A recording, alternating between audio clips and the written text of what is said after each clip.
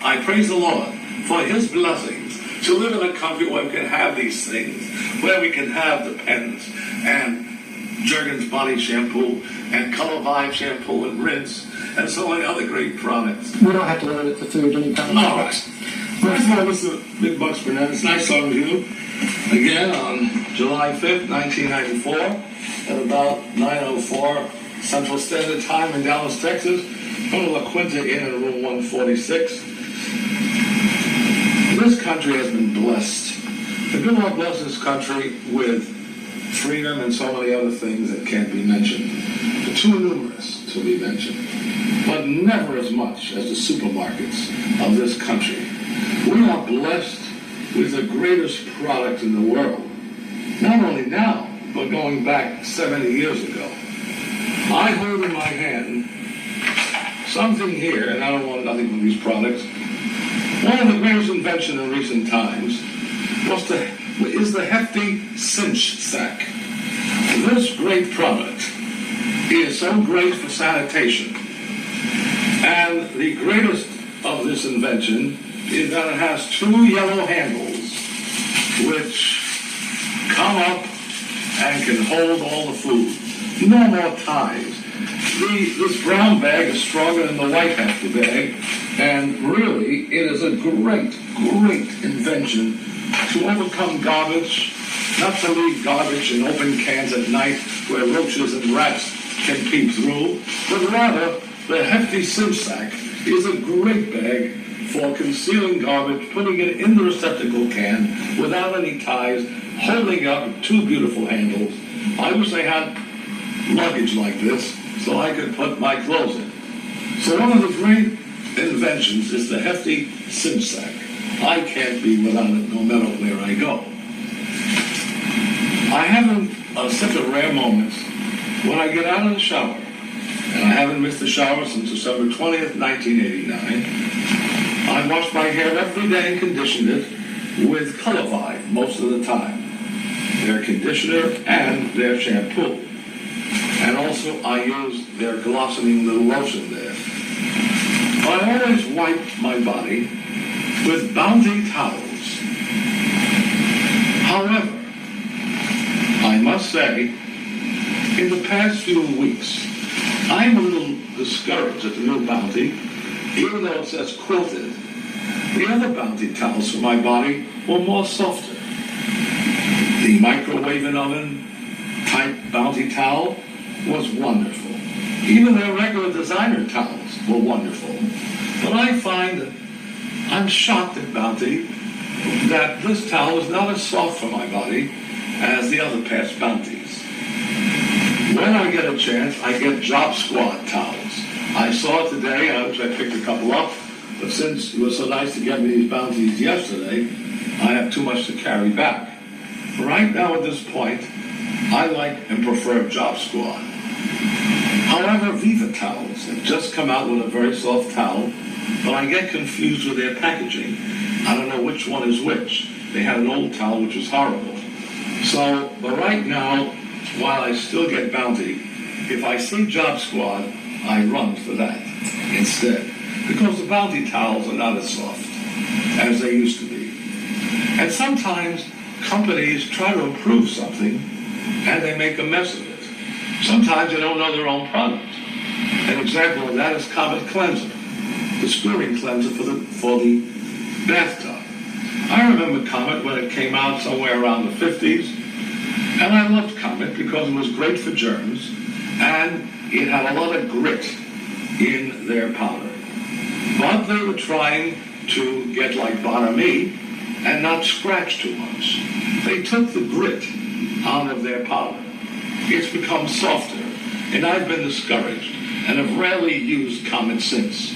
I even sent a mailgram under another name, which I can't remember now, to Comet, to Procter & Gamble, saying, please, put back the grit for the bathtub.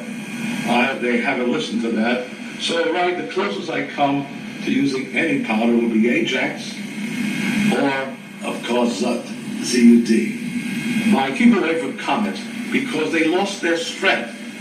I want a powder that will scratch my bathtubs. If I want a powder like Bonami without grit for my silverware, that's a different point. So Comet, please put back the scratch, because a bathtub must have a scratch. Also, one of the greatest powdered soaps, which I couldn't find today, is Boraxo. Every home should have a can of Boraxo, B-O-R-A-X-O, because when you come in from work, just to wash your hands with soap doesn't get the germs out. I wet my hands and then pour Boraxo powder in my hands and then put soap on it twice. And the germs go off and the hands are so clean and secure. When I'm finished my washing with Boraxo, of course if I don't come in from work, I use a soap dispenser anyway. No particular brand, although I do like Clean and Smooth with antibacterial in it. I just tried new Irish Spring today, and it is nice. When I'm finished soaping my hands, I always use Paquin's hand cream for dry skin. This is the greatest hand cream in a supermarket I have ever tried, and I've been using Paquin's hand cream since the late 40s and early 50s from there on. I can't be without my Paquin Plus. Why? Because it softens the hands so wonderful. Why, some girls will touch my hand in the morning, and they said what wonderful hands I had, because I'm grateful to Paquin Plus for what they've done for my hands. The only thing I don't like about Paquin Plus, and that's very minor, is sometimes when you use it too much, the print wears off the jar, causing a very discrepant, a very ugly type of residue. However, that's very minor compared to the wonderful effects of Paquin's dry hand cream. Because if I need a lotion, then I will run right away to, there's no particular one, but sometimes I always have the nostalgia and comfort for Jergens lotion.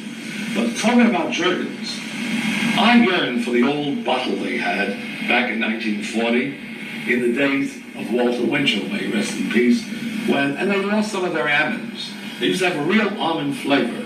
I yearn for the old Jergens, but I still like the new one as well. Talking of Jergens, however, this is the greatest invention in soaps. This is the history of soaps. This is Jergens' new body shampoo. It comes in two types. I only have one here. Here's the green cap for deodorant. The blue one is just without the deodorant. This is the greatest invention for showers since the soap bar. They advertised this with a sponge. Once more, the Jergens people, as wise as they are, fail in this commercial. They showed the sponge instead of forget the sponge. The body should be wetted. It should be poured all over the body, lathered well, and repeated 3 times in the shower without the sponge. This is so great. It doesn't dry the skin. It's a fast lather that really moves, and the moisture it puts to your body is unbelievable. So the greatest shampoo, the greatest body soap, shampoo for the shower, great innovation is Jergens body shampoo. Now, right now, for underarms, I have the greatest confidence with Mitchum scented antiperspirant. An antiperspirant should be used very delicately and very cautiously. After my showers, I dab it on very lightly, because even though if you use this too much, of course I take my showers every day, it can block the pores. The perspiration is trying to get out. And when it blocks the pores, I can't say that cancers can come from this. I don't want to be that bold, but I can say when the sweat can't get out, it could be a danger. That's why there are antiperspirants and just deodorant. Deodorants without the antiperspirant. So this should be noticed. However, using it lightly, dabbing it on very lightly, and washing it off tomorrow's shower, this protects me more against odors than any other stick that I've tried so far. The greatest deodorant, Colgate Palmolive Pete, what have you done? Who do you hire? Colgate Palmolive Pete had the greatest cream deodorant without antiperspirant that I have ever used. In the 40s, in the 50s, they had Vito, It was called Veto, V-E-T-O. It came in a swirly bottom white with a white cap and red letters. Veto said no to Under Armour. And I can wish they would bring the same old Veto back into the market today without the antiperspirant. It really stopped odor better than any cream I've used, which was not an antiperspirant. How I yearn for Veto. I've yearned for it for more than 40 years. One time, I brought it down to an elevator operator whose arms had a horrible odor. And he knows how good Veto is. Was, at least. The only toothpaste I depend on while I use other toothpastes is always Crest. And I can say that the new Sensitive Crest is superb. I have a tooth here in the back I clean all the time, but of course it has to be pulled. There's an infection in it. I massage the gums with my Butler Gum Pick. The Butler Gum Pick, every house should have a hole. Forget the dental flossing. The gums should be massaged because it stimulates the blood like exercise to the teeth. At least once a day, in between the teeth, very gently. I massage the back with this Butler Gum Pick. And I always feel the stimulation. It subdued the infection. And I always use Listerine, one of the greatest mouthwashes, the brown Listerine to rinse the infection before I brush. And then I use Listerine with fluoride after the brushing to strengthen my teeth again with the Crest. But I find Crest is the greatest invention with fluoride since 1952 when they first came out, and their new sensitivity protection toothpaste is so great that it doesn't even bother my teeth. It's just what the dentist ordered. However, the shocking news is that this toothpaste, Crest, and so many others have the cancer-causing sodium saccharin in these toothpastes. This is so dangerous for our children and even for adults. This is a cancer-causing substance. Now they say, if you don't swallow it, too much of it, you'll never get it. You can't take that chance. It tastes sweet, and the kids can swallow it 1,000,000 times a day. I say to Procter & Gamble, be the first to get that saccharin out of your toothpaste. Start a trend.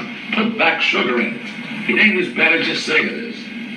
Now, Tom's toothpaste does not have saccharin. That's a minor brand. Why can't they take a lesson from Tom's?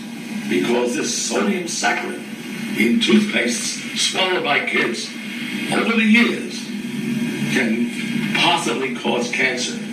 So if only Procter & Gamble would complete their good quality and be the leader, take that sodium saccharin out of Crest, because it is a great toothpaste. Now, I cleanse my skin with basically all of Oil of Olay's products. I'm also using their new renewal cream. And I'm coupled with that, all of Oil of Olay's products, I wouldn't be without Oil of Olay's Sensitive Skin Beauty Fluid, which I put on at least 2-3 times a day after my 4 to 6 cleansings with Oil of Olay's liquid cream. But with Oil of Olay, I also use Revlon's Milk Plus, and I use Vaseline, not the petroleum jelly, but the baby jelly, to keep my skin soft and cleansed. But when I use Oil of Olay, I use their Oil of Olay cleanser, the sensitive skin, the 2 gels, the night and the day gel. I also use their 12-hour replenishing cream, and I use their UV protector against the sun rays. And then I put my wonderful, wonderful Revlon's age-defying makeup on top with the age-defying makeup, and then I use Cody's white powder or Revlon's regular powder. And I praise the Lord, thank you, Jesus, for restoring my youth. thanks to you, thanks to great Yahweh God of Israel, and Eau de Lait, Revlon, and, Apes of Fine Makeup by Revlon, and the Vaseline Baby Petroleum Jelly. This is the one for babies, the nursery jelly. Now, I also use the Revlon's eye cream. It looks brown. It's from the Rest and Renewal line from Revlon. And I find, as you see, that I look so young. I praise the good Lord, and I feel young. And also, I color my hair every 14 days with loving care in the liquid bottle. But loving care, why can't you make gloves that fit? Well, no, with all the great products Clairol makes, the gloves to put on are horrible. I've called them up so many times, and no one listens. Nobody listens until something wakes them up. Now, their products, the color is great, but their gloves are horrible. They tear. They don't last. It comes on my hands. Sure, I can go out and get surgical gloves, but why can't they make gloves that I can put on?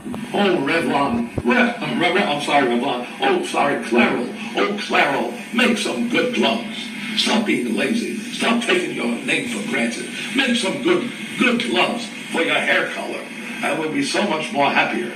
Now, but I do use Loving Care. It is the best hair color. But Color Vibe shampoo and Color Vibe conditioner, most of the time, since I discovered it in 1990 when it came, I use that more than any other shampoo, and my hair is so soft, thanks to Color Vibe shampoo and conditioner. However, L'Oreal, you make a horrible hair color. I just bought your casting one. It is difficult to use. It is dangerous. It can squirt in your eyes. The color never compares to Clairol. Go back to the drawing board.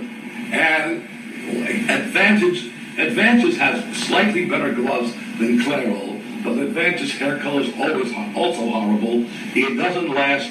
No wonder you're not selling Advantage, because it's a disadvantage to the buyers. So get back on the ball, go back to the drawing board, and stick to your shampoos until you come up with a good color, because your shampoos are great.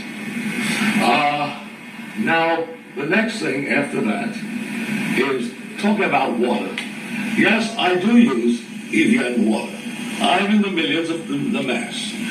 I don't care what Consumer Report says, or any other book. Until proven differently, there is a difference in spring waters. And Evian has discovered that difference. I am so happy, because Evian spring water, I believe I first learned from Anthony Quinn. When he was on the Mike Douglas show, back in early February or March of 1972, when Mr. Douglas came from Philadelphia, he mentioned slightly about a water called Evian. And since that time, it has blossomed into fruitation. I am so happy. If only everyone had 2 or 3 bottles of Evian water in their homes. Its taste is superb. It's wonderful. And I also use with the Evian water, Perrier water. Yes, I know there was a mistake. There was some chemical ones that made a mistake. The mistakes will always happen. But Perrier has corrected that mistake. They've come out with a new production, and I wouldn't be without my beautiful Perrier sparkling water. It perks me up. It's great for the digestive system. So France, when it comes to water, really knows their stuff. So when it comes to spring water, I use Evian. When it comes to Perrier water, for sparkling water, I use Perrier. And you can see why I'm so happy using these products. Now, are you giving me the signal, Mr.? Well, Mr. Tim, you've made me thirsty. Could I have a sip of your Evian water? It's a pleasure.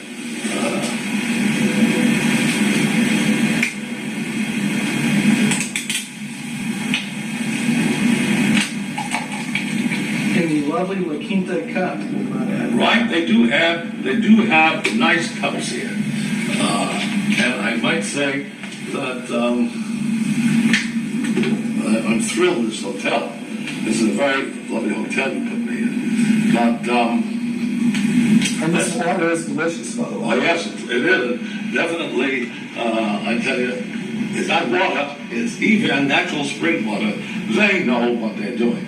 The closest I've come to this water but it's in recycled bottles, is in Rhode Island. I had a water called, not to be confused with Evian, it was called Avion, Avion, from Canada. That was pretty good, but I always stick to Evian, and they always date their bottles with the year on it, as well as Campbell Products dates their products with the year, day, and month.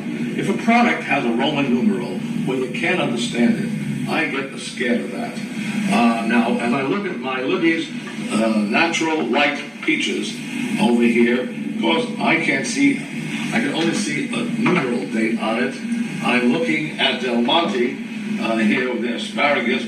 I only see numerals on it. I'm looking at Green Giant asparagus, and right now I only see a numeral on it too. But I think Green Giant has just come out with dating their cans. Certainly Colgate does that. In fact, I think Green Giant has come out with a different dated can, but here in Texas it's not here yet. They are with the old Roman numerals. However, they're starting to date cans with the years, but Campbell is the forerunner because they always date their cans with the year and month. Which is so important. So when you go in to buy something in a store, it's better if the date, month, and year is on it. Some potato chips only say the month and the day without the year. You don't know how long it lays there. But I always got to be careful of dented cans. No matter what the sale is, you never know when air or infections go into that. And not only that, but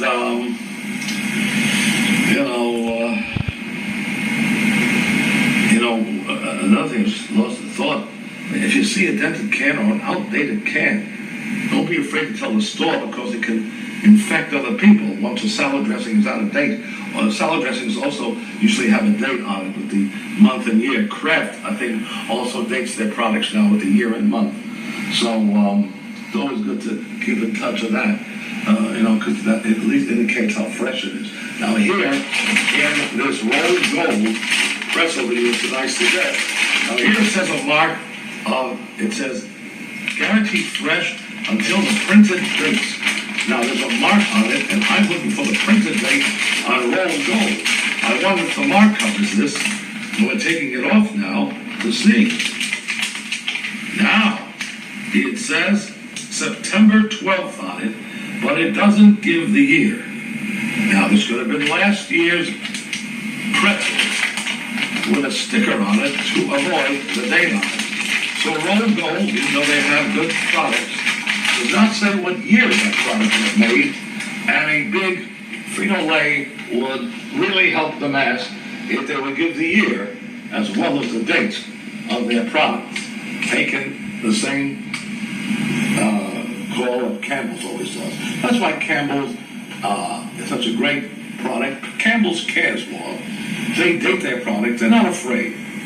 And other companies should now take examples from them, like Kraft is now, and the rest. So, all I can say is, you can see why I'm contented using these products. I'm going to tell you one last thing before we close this. Where Lever Brothers did not listen to what I told them. I didn't use my name, of course, but back in the 70s, I called Lever Brothers up, and I said, your Lifebuoy soap is not selling anymore. In the 30s and 40s, Lifebuoy was the #1 selling soap for deodorants until Dial came out in 47. And I said to them, wouldn't it be wonderful to bring back Lifebuoy in the same red box with the same scent for a nostalgic purpose?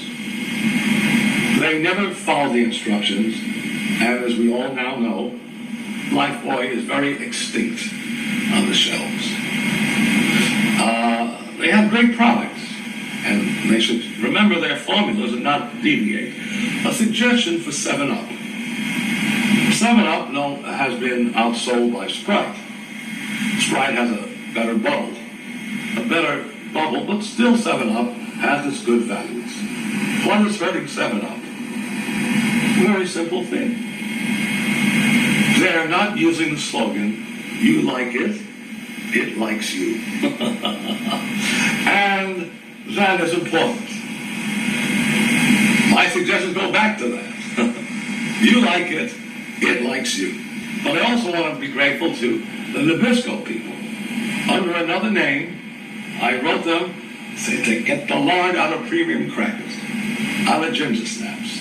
And now they have. So they had listened. Because lard is fat and dangerous to the heart. So all I can say is that this is just a synopsis of great products while we live in this country. Praise the good Lord, thank God the Christ, to have all new products the manufacturers are trying to help all the time. My final thing is Health Valley products, which you get in the health stores. They make excellent products. They date their product. Here's an organic tomato soup by Health Valley. It's dated December 95.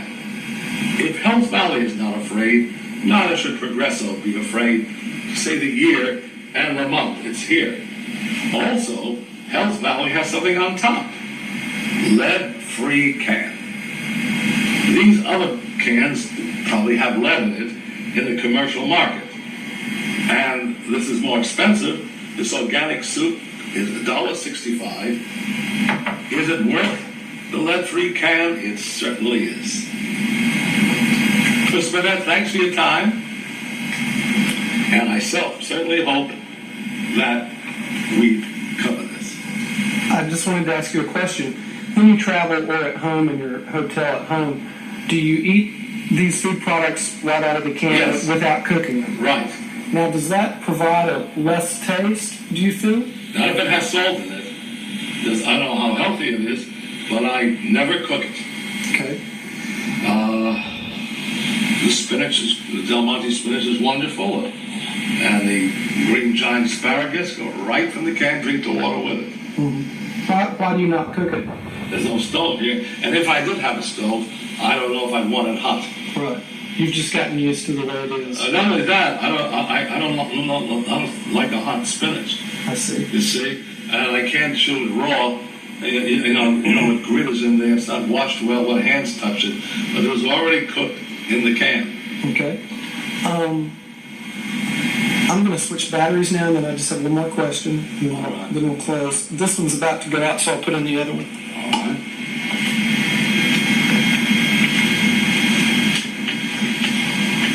In conclusion, Mr. Chen, now that we've discussed your favorite specific products and their purposes by name, could you clarify for the viewers your daily ritual? I think people hear a lot of things that are exaggerated and are not true. Could you tell me about your showering and your daily rituals that make up the life of Tiny Tim? That is great. I would say, sorry if I've exaggerated in the past. I take one major shower a day. The body is cleansed, rinsed 3 times. The soap basically is Jergens body shampoo soap. The one I held up before, where the heck did I put it? No, I have no idea. Right here. And if I use soap, then naturally I would, either use, right now, Miss Pat Barrett in Rhode Island, in Massachusetts, got me a great goat milk honey soap from Casual Massey. But I'm using that up now. But I take the shower, 3 latherings, rinse well, and I get out of the shower. I always cream my body from head to toe. I use Vaseline Intensive Care, the yellow bottle, only on half of my body. I use the Vaseline Intensive Sensitive Skin in the blue bottle. It says sensitive skin on it, only for my legs. Because the Vaseline Sensitive Skin for the legs is very cooling. It has menthol in it. And since I have varicose veins, it cools the veins right after the shower. So my body and legs are always creamed with lotions. The ones I mentioned. And then when nature calls, I also cleanse the area with soap and water when I'm finished so that brown stuff gets out. And I am completely clean. So that's what I meant by short little showers over the years when I mentioned that. Whenever nature calls, I gently wash with a soap dispenser, whether it's Irish Spring or Clean and Smooth, very gently cleanse it until the brown is gone and it's nice and clean. And I used to have hemorrhoids because I was eating the wrong foods. Now it's been subdued, but I still use. I want to show you this. I still use this product called Paizo. P-A-Z-O. This is an unopened box. It's not as popular as the rest, but I use Paizo even though I don't have no more hemorrhoids, because when I cleanse with soap and water, the rear end after the nature calls, and it's nice and clean, I use Paizo like a hand cream to keep everything nice and subdued. Second to that is Anusol. Preparation H never works for me. Anusol, only if I can get Paizo. But this is fantastic, and it's put out, I believe it's by Bristol Myers, who used to make Ipana in the 40s. And I am so happy. I feel completely clean with my showers every day, the one big one, creaming my body from head to toe. And of course, when nature calls, washing again with a liquid soap like Clean and Smooth, or right now Irish Spring, in the liquid dispenser, and then putting Paizo in there to keep it nice and soft. And I am so shocked at how many dirty people we have in this world. And thousands and millions who never wash their private parts, who have to go to doctors smelling like a skunk, who in society do not take care of themselves. Yes, the spiritual care is more important than body care, because a guy can be clean and not feed the poor and vice versa. So I'm not trying to say that, outward appearances are deceiving. But if you get them both together, if you keep clean in the soul and the body, then of course it's much more sanitized. But we live in a very dirty community, very dirty population. With all the great products the good Lord has blessed us, we don't really clean ourselves. And especially women. I thought very few women keep themselves as clean as they should.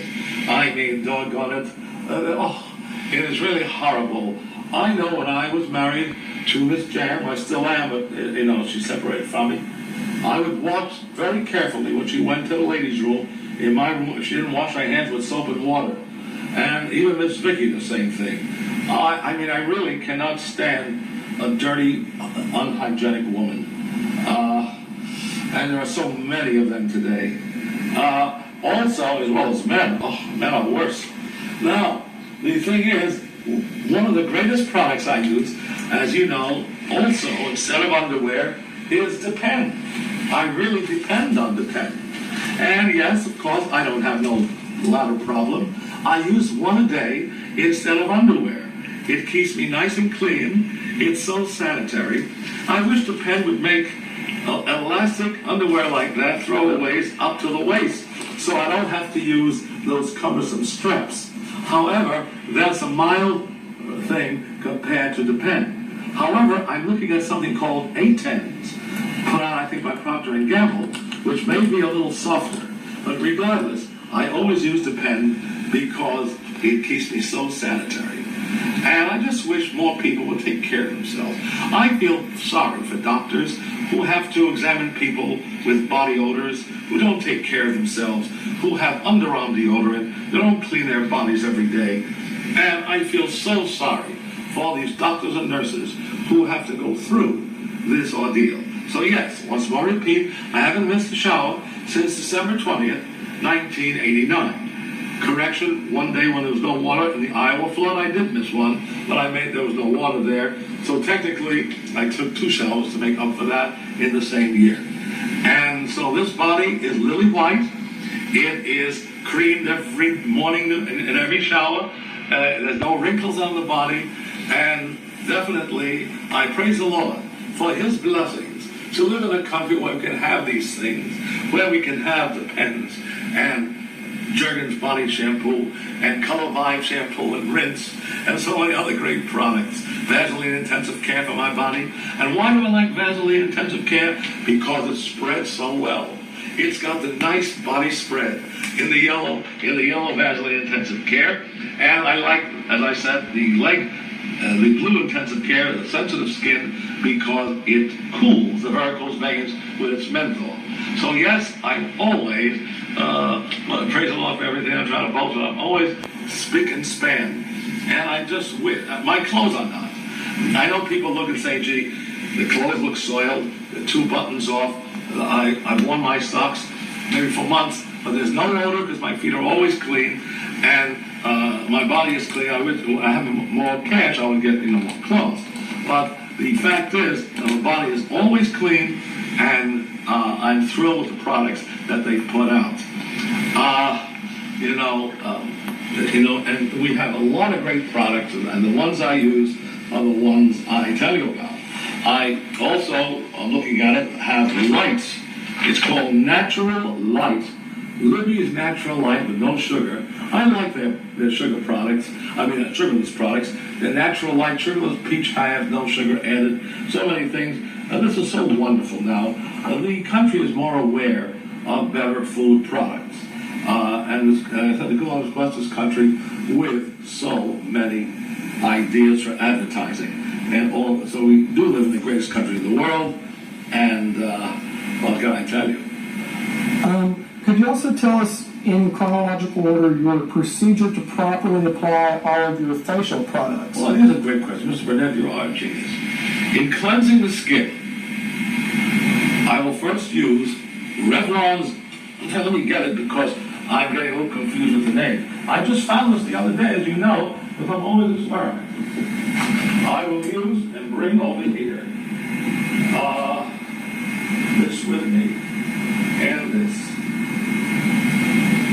Now, I just found the wonderful effects of Revlon's Milk Plus 6. This is one of the greatest cleansers for about $7 in the supermarkets and drugstores. This is Revlon's Milk Plus 6. It takes the makeup off so great. Before I use that, however, this is the Vaseline Nursery Jelly I talked about. I will apply, right now, I would apply 4 coatings. Once, tissue off. Twice, tissue off. 3 times, tissue off. 4 times, tissue off. First, the makeup comes off with Nursery Jelly from Vaseline. This is not easy to get. People don't know what kind of great product this is.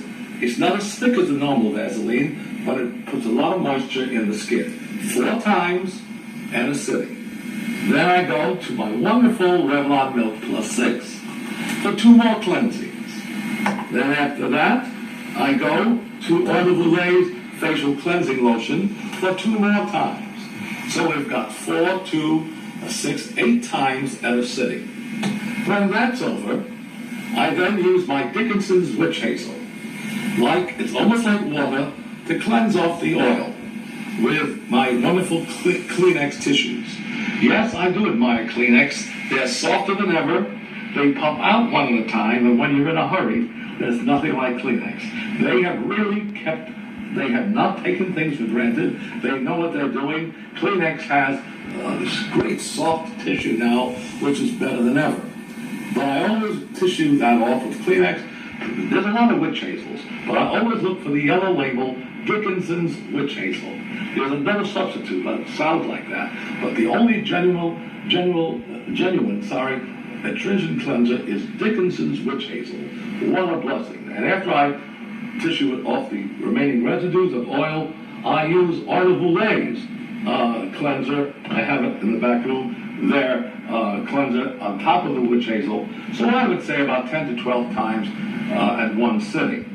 And then, of course, I apply the Sensitive Skin Beauty Fluid. Then after that, I apply their new Eau de Voulay Renewal Cream. Then the Renewal Lotion. Then the hydrogels, the night hydrogel on top of that. The under hydrogel on top of that. Then the Eau de Voulay's 12-hour replenishing cream on top of that. And then the UV ultraviolet against the sun rays Eau de Voulay cream on top of that. So we're talking about 8 cleansings, 4 more with astringents. Then we're talking about the sensitive skin fluid, wait till it dries. Then the renewal cream, the renewal lotion by Eau de Voulay. Then the the Eau de Velay hydrogel, the night cream, that's 4. The night cream moisture cream is 5. The day cream, hydrogel. And then I have the 12-hour replenishing cream is 6. 7 for the UV, and then the makeup. So there's 7 under bases that go on before the makeup. When you call sometime and I'm in a hurry, I do the worst thing in the world by putting it on real quick on top of each other, not letting it dry, which is not a benefit, but I don't want to go out without it. It should really be dry and not in the hot weather when I don't use any air conditioners, it also won't last, but those moisture creams are on. And you can see, I'm praising the Lord, how young I look. I praise Jesus Christ. He restored my youth. The great Yahweh God of Israel belongs to him first, and then Eau de Velay and Revlon. How long does this entire procedure take when done properly on average? Fast. It takes maybe 20 minutes. I would think it would take longer. Maybe longer. Maybe. I mean, with the dry, maybe a half hour to an hour. So a good proper shower is approximately 1 hour in length? No, the proper shower, okay, rinse, shampoo, and condition my hair, of course, all the time in the shower. So I would say, with everything, I'd say the shower takes about 25 to 30 minutes. And then another half hour for the proper makeup. Oh, sure, absolutely. So basically, if you want to go somewhere properly prepared, takes 2 hours. 2 hours. Well, what we just described only takes 1 hour. Half hour to make up and half hour to shower. If I do it fast. Right. But you don't want to be rushed, so it might take right. 2 hours when you can do it in a relaxed manner. Well, it's not like being young. But I want to emphasize again to all your listeners that I am not trying to put worldly products ahead of spiritual cleanliness. If the spiritual soul is sinning with sex and cheating people and lying, all these products mean nothing. The inner beauty, of course, the spiritual thing comes first. And then on top of that, if the soul is clean, the face and body will look clean. But still, we can't overlook hygienic cleanliness. I certainly, once more say that I am shocked at how many dirty people we have. The hygiene we have in this country is so poor, and we have so much to cleanse with. And it's not whether you're poor or not. If you were poor, you could still use great products like the nursery jelly, a couple of creams. You could cream your skin, take great showers, and still use all these things. And there's nothing like being young and taking care of yourself and having Social Security. Approximately how many hours do you sleep each night, and how late do you like to stay up, and when do you like to rise in the morning? Sleep is always mixed. I never know. Usually I could use 13 hours, but it doesn't come to maybe if I'm lucky, I get 4 or 5. The lights are always on. They never go off. That's because I had an experience in Florida at the Holiday Inn. In Florida, when I played the Great American Circus, Allen C. Hills, in 85, it looked like a clean Holiday Inn. Very clean. When I put on the lights at 3 in the morning, there were water bugs in the ceiling. They called palmetto bugs. I was back in 85, and I've never slept with the lights off since. Whether it's my hotel or wherever I am, the lights are always on. It keeps whatever roaches around, they're more cautious as they crawl. Roaches can't stand the light, and believe me, I don't try to kill them. They can be whatever they want to be, but I just don't want them around, and the lights, let there be light. So I always leave with the lights on. Also, do you believe bug life is sacred? Would you never kill these creatures? Absolutely. That's another great question. Praise the Lord with my Bible. The thing is, I really believe this. I believe I don't kill flies. I won't kill mosquitoes. I won't kill roaches, but I won't kill ants. If the ants bite, if the time comes, there are exceptions.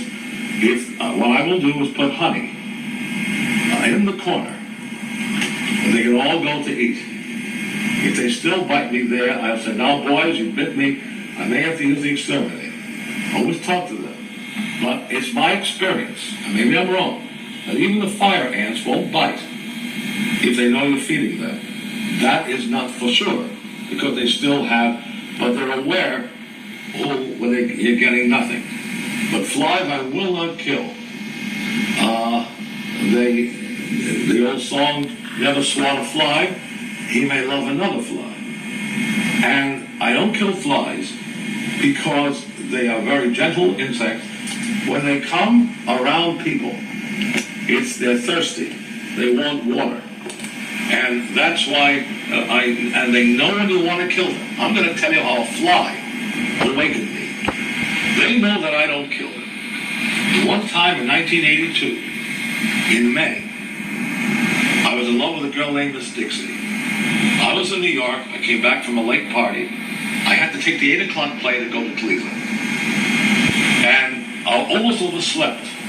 But at 7 o'clock in the morning, a fly buzzed around me like an alarm clock and woke me up. And they certainly know when you're not trying to kill them.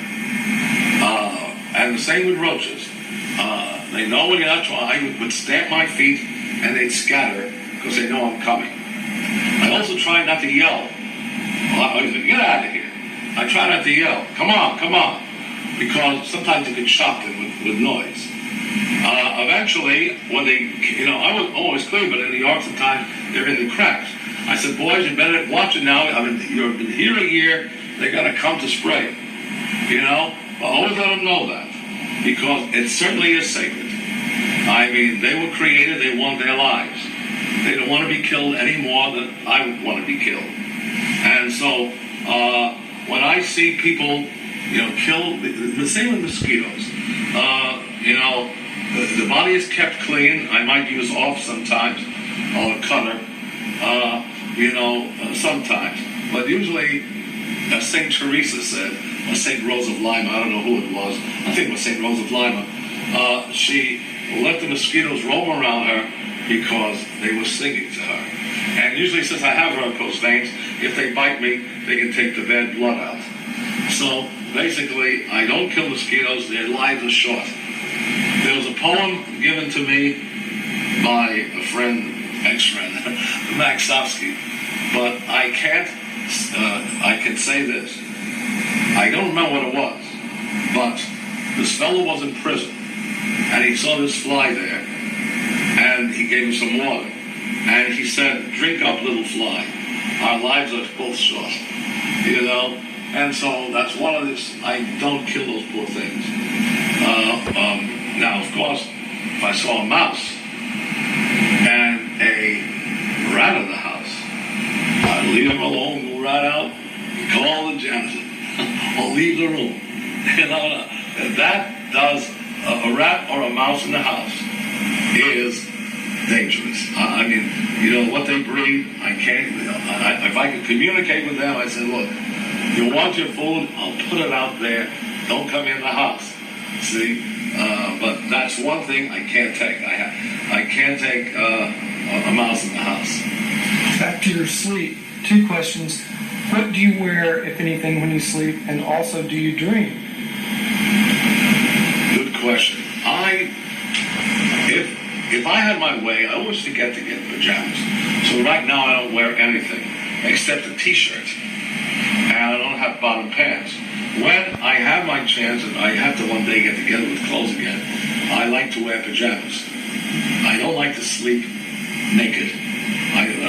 It's better when I'm covered, especially in the heat. As much as possible, I try to get away with along with nature's weather. That's why, even though it's a little hot here now, I try to get adjusted to it. If I had my way, I would wear a fur coat now. It would keep me like the Indians. It would keep me much cooler. I don't mind sweating. In the cold, yes, I'm not brave. I like a warm blanket, and I would wear socks and everything, but to try to avoid the cold, the heat. I don't like to put the heat on in the cold weather. If you notice how meat is preserved in cold refrigerators, I believe that if you're dressed well, if you dress well, you can roll slowly in your bed the cold preserves the body. If you don't get up fast, just make believe you're iced. When you get up, you thaw slowly. No, this is only my opinion. It doesn't mean you're going to live any longer. But I find when I try to get along with the cold, I actually, feel better than a heated room. But there's something else I wanted to say. It just slipped my mind about the weather and all that. Oh yes, praise the Lord. The body can be kept warm in the cold by taking a look at the squirrel. Now, walnuts. That might be him. Walnuts. We'll pause for right now. Go ahead and start your sentence over. Walnuts, are definitely body-building heat, and they actually keep me warm, like a squirrel. When it comes to that, I find that it's a great winter food. Second to that is almonds are all right, but the walnut is a great nut for the winter. That's why, and same with chestnuts. But that's why you see the squirrels, with their bodies are built big. It keeps them warm in the cold weather. Also, do you sleep under the cover or on top of the cover? On top of the cover. Okay. Only in the wintertime I may sneak under. Some of these hotels have dogs in it. And you never know how dirty human beings are, and they don't clean the streets too well. One has to be careful of lice and who knows what.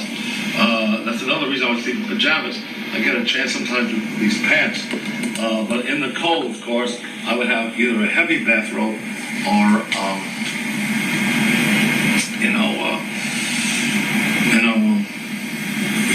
a strong blanket. And do you dream? Very rarely. Dreams don't come that often. Very rarely. When they come, they come. But I very rarely dream. I would call it most of the time. I just have thoughts. I put thoughts in my head. But I don't dream. Has anyone ever told you resemble in some ways Mighty Mouse, the superhero? No. Yes. Are you familiar with the Mighty Mouse theme song? Sure. Here I come to save the day. Could you do that? Here I come to save the day. Yes. Sounds like the Mighty Mouse cartoon. Really? Yeah, I think you would be great in a Mighty Mouse cartoon. Really? Yeah. I never thought of that. But no. And the style of art in the Mighty Mouse cartoon is very similar to that of Martin Sharp in some ways. I didn't know that. Mm-hmm. Also, you had an idea about the Flintstones. Which is now a movie with John Goodman. Mm-hmm. For me to play in that. I wish it could have been you instead. But you know what would have been good in that? Jay Leno. Yeah. Or maybe Tony Bennett. I guess my last question is, a lot of people ask me this, how much each day or evening do you pray and meditate? All right, now,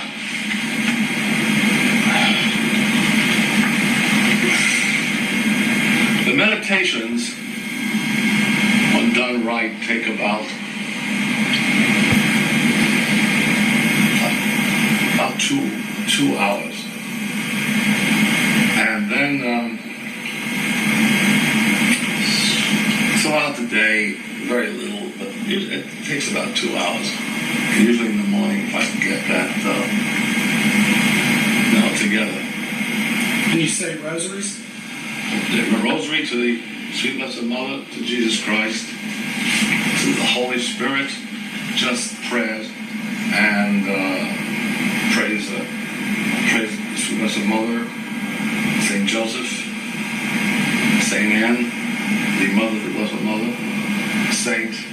Joachim, the Father of the Blessed Mother, and Grandfather of Jesus, to St. Michael, St. Gabriel, St. Raphael, and other saints like the Blessed Angel, the Blessed Angel Uriel, Blessed Angel Remiel, Blessed Angel Raguel, Blessed Angel Hay, who's the angel of youth. The blessed angel, praise the Lord for all these things. Saraquel, Zaphkiel, Azrael, and Phanuel, the divine face, Sandalphon. There's even a prayer for Lucifer, the angel of evil, that he will repent and ask for forgiveness and say that he was wrong and the great Yahweh God of Israel was right. The same with his demons, so that they mean it, so that they will be transformed from insanity and schizophrenia.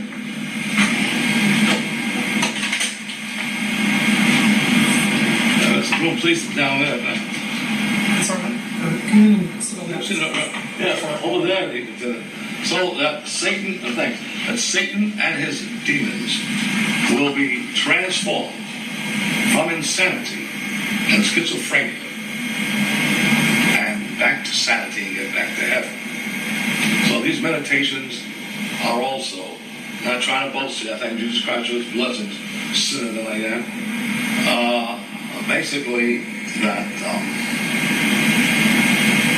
so pray also for the world in Bosnia, for the situation in Rwanda, or whatever it was, in Africa, whatever it is, and the same with North Korea.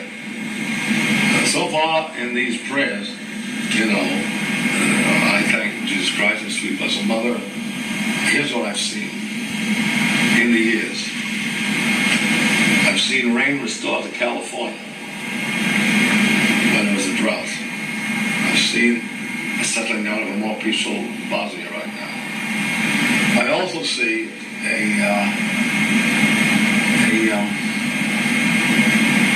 President Carter was given the grace to stall for peace now, because he came there with humility and not pride.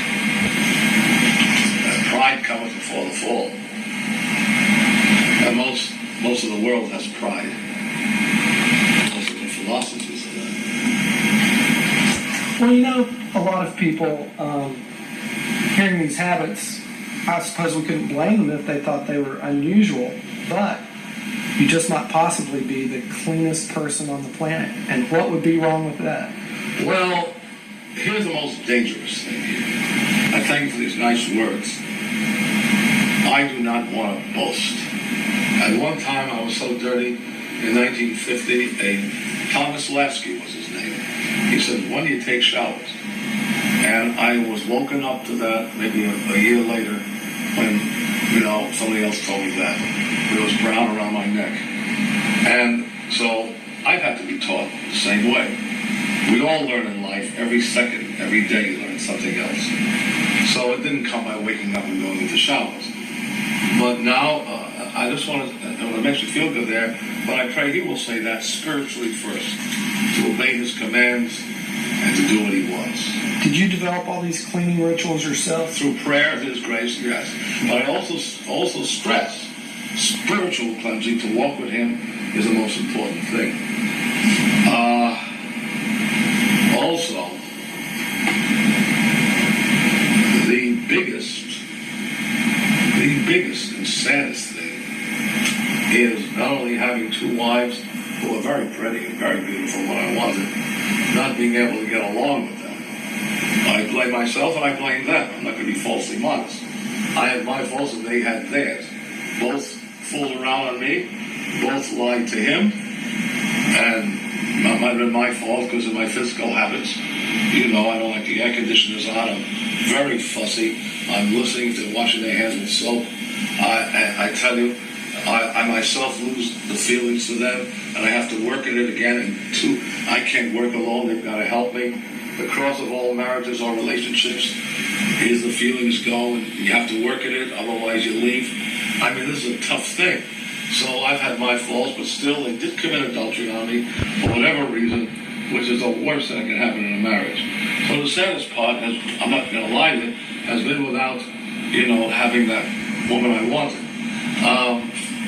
But then again, as I say, I don't know how in my human form, how I would have been finicky to certain things and how I would have yielded to the tiredness syndrome, which is the most dangerous in any relationship, where this wall is more warmer once the feelings go. So with all this knowledge, I could fail if I got tired of them after a while and become a victim of hypocrisy, because I cannot take it. It goes just for me. I cannot take it when that tiredness feeling comes in. This is the one thing I asked Jesus Christ when you said, how can you expect man to stay together with a woman on one marriage when they lose that loving feeling after 3 years, more or less? I mean, this is tough. I mean, you have no more emotion to the person, and I'm not going to mention names, but that's what makes the eternal one here, because, see, everything here with the woman, immediately, as soon as I see her, there's already a form in how she is. Already a form. When she grows old, she's smiling this way. Is she dark? Is she light? If she's dark, I call her chopped liver. If she's light, I call her beer. See what I mean? Everything is formulated in the head. And also, the negative sides are already seen. That's what makes a certain name divine in the essence, because there is no fault there. That's what makes this divine one so great, because it's the only one I've met where tiredness has a weapon. Any other one, I know I can get tired, it'll happen with anybody. See? But the one that you know I'm talking about, I'll tell you a few things later. The one that I'm talking about in fantasy has all the goods, plus the barrier against tiredness. And I can't say that to anybody else I've met or would met. Even the one we saw at the airport. Right away. A synopsis is already given on her. She's a woman of the world, seeking her thing, and the tiredness could creep in. And just a memory of the moment we met. But that's what makes this eternal one so different. But basically, in all marriages, the exception to the rule, this creeps in. And so my biggest hurt is not being able to have that happy marriage, and to question him only as to how does one get along like that. Well, speaking of women and products, you once told me something fascinating, that different brands of beer remind you of different women. Could you tell me now which brands remind you of which girl? Right. Well, Mary Beth Pavia, now known as Mary Beth Viola, she was a goddess when I met her. Among many, 1978 in March.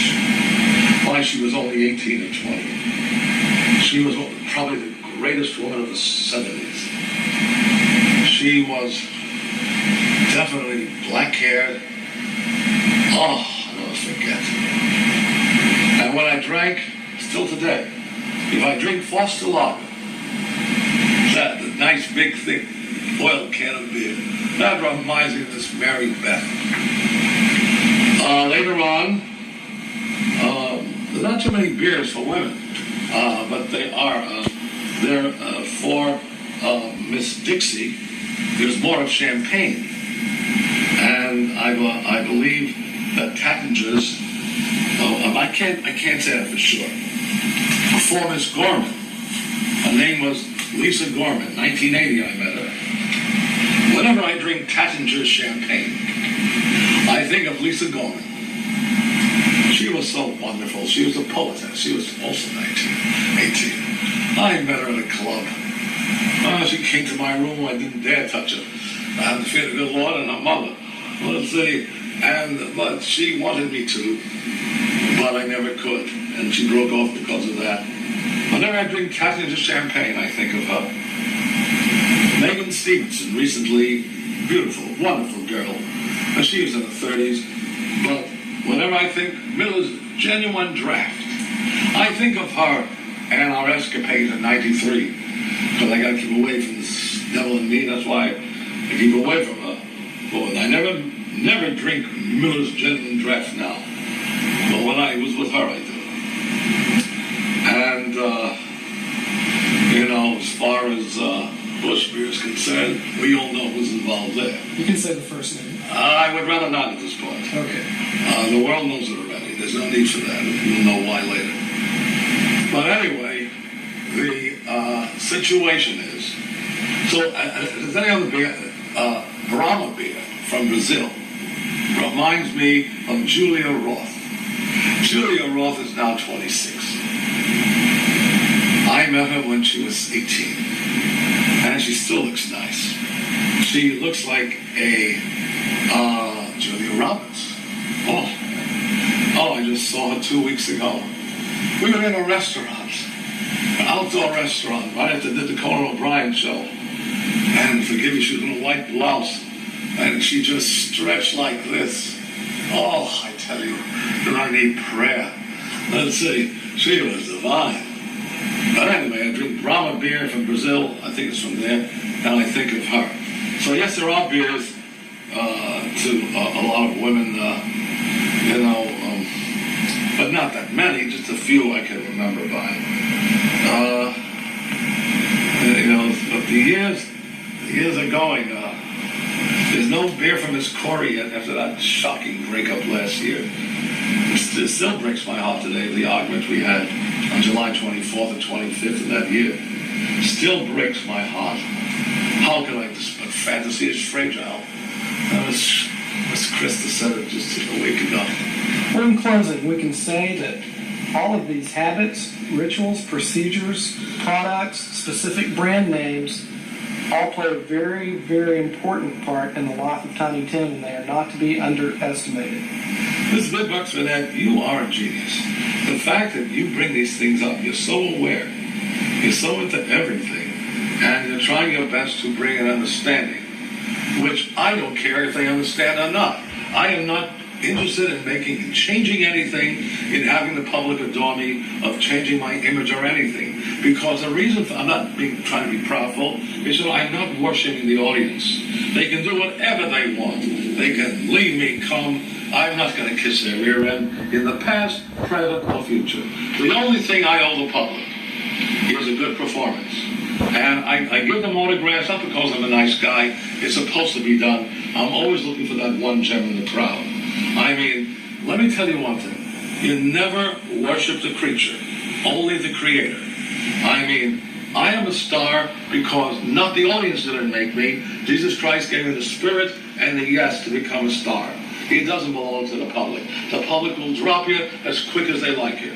Now, you mean, look at Tanya Harding. Okay, she did a wrong thing. No one wants her again. And Dr. Schuller says, the world doesn't forgive, nature doesn't forgive, only Jesus Christ forgives. So basically, I'm not trying to change an image. They don't have to like me. My only goal is to do what he wants me to do and to be true to Jesus Christ. If I fail there, all their adulation means nothing. Elvis Presley had the world, but he's not here no more. Bing Crosby had the world, may he rest in peace, and he knows his sins with Dixie Lee.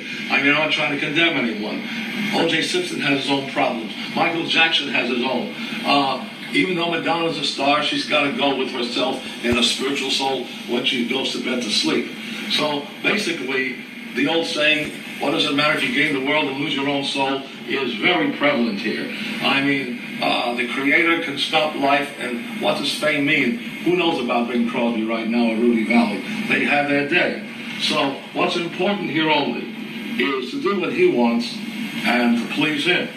And the rest is history. So, but this is to only show how great Jesus Christ is, the great God visual has been to me, and also to make people aware that I may count my blessings, and that we have great products in this world, which I can take for granted, and so many others do, when used religiously to take care of themselves spiritually and physically, from Revlon's Milk Plus 6, the closest to milky skin in a cleanser, and to all these other products that we're so blessed to have once more, the Hefty bag. The greatest invention, not because of the bag alone, because of these two wonderful strings that come up I can hold everything. I tell you, I'm getting close to putting my Zeus in here. Really? You know what I think we should do right now? Tell me. Give all these fine products a round of applause. Oh. And this really will be my very last question. I've saved the best for last. I would like your opinion on why the great Yahweh God of Israel let us survive hundreds, thousands of years without these fine products. Why do you think these products are coming into play in our lives in this century? Great question. This is a superb question. But not true. When Cleopatra was around, she knew how to keep clean. Even in the days of Jesus Christ, in the days of Moses, in the days of King David, they still had perfumes and soaps, maybe bathing water. But it was always around. Man was creating things for cleanliness and smelling nice for thousands of years before. And as George M. Cohan said in 1912 he said this, nothing new under the sun. Now, I want to bring something else here, which is very interesting. No one has touched on this yet. Praise the Lord. Arafat pulled the greatest coup, like the Hitler-Chamberlain situation right now. I mean, no matter what you think, the Israelis gave up their position. They yielded from what's happening. Now he wants more. And now he's really come to the forefront. He wants restitution. This is a political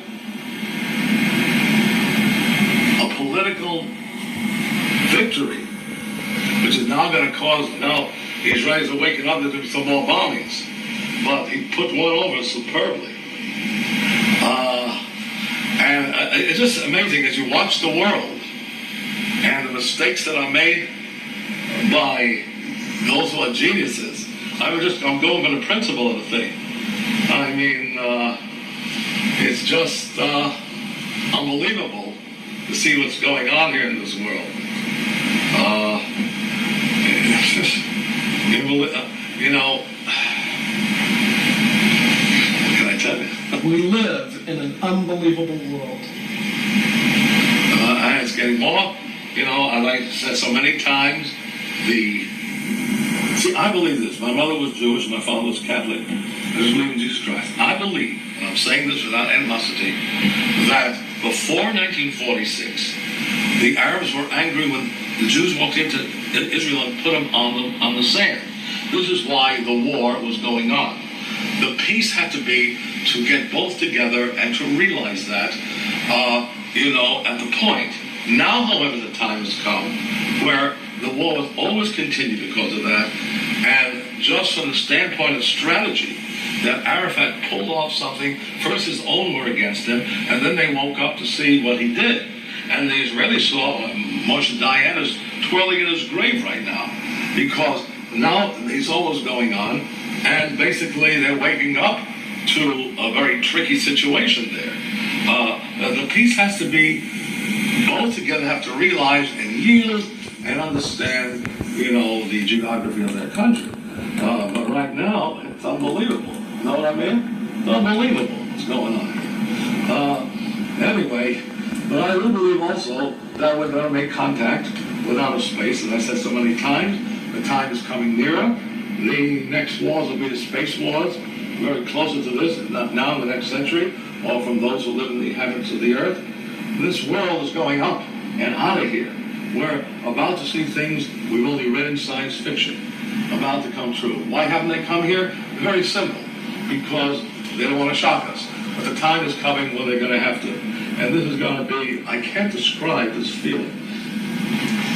This will be a scary, scary feeling that everything steady that had gravity in our thoughts is now lifting us up just in our mind. Our mind and body are going to be lifted up, and we are on the earth, and yet with outer beings from elsewhere. I mean, this is coming so close. I don't know if I want to live to see this. This could be a horrible nightmare as well as a blessing. But it's surely coming closer, and it's surely coming to the time that no one's smart, no one's a prophet. It's just common sense to the comics, to the robots, to the computers now, to the Dick Tracy watches, which are now being, to the subconscious revelations of the submarine, the Jules Verne, I've said so many times, to the gift Spielberg was given to have, these E.T. characters. So the world to come is unbelievable. Well, I hope the world to come will include a comeback for Mr. Tiny Tim, my favorite musician. Oh, that's a wonderful. And even if you don't make it big on this planet, maybe the Martians will take you away and you'll be a #1 superstar on a different planet. No, that is not the point here. What's important here, superstar I've already had, whatever you want to call it, 68, 69. It's just like playing, Pac-Man and getting 10,000 points. So if it happens again, it'd be great. If not, those who say, aha, he never made it again, will say he never made it the first time. So if it happens again, fine. However, what's more important are these gems that are left that you have in your machine here and so many others in the press. The disobedience to the good Lord's word, the coming of the outer spaces, the being aware of the wonderful things this country has been blessed with, the sins of fornication and adultery, the sins of birth control and rhythm and all these abortions. Now, these things are left.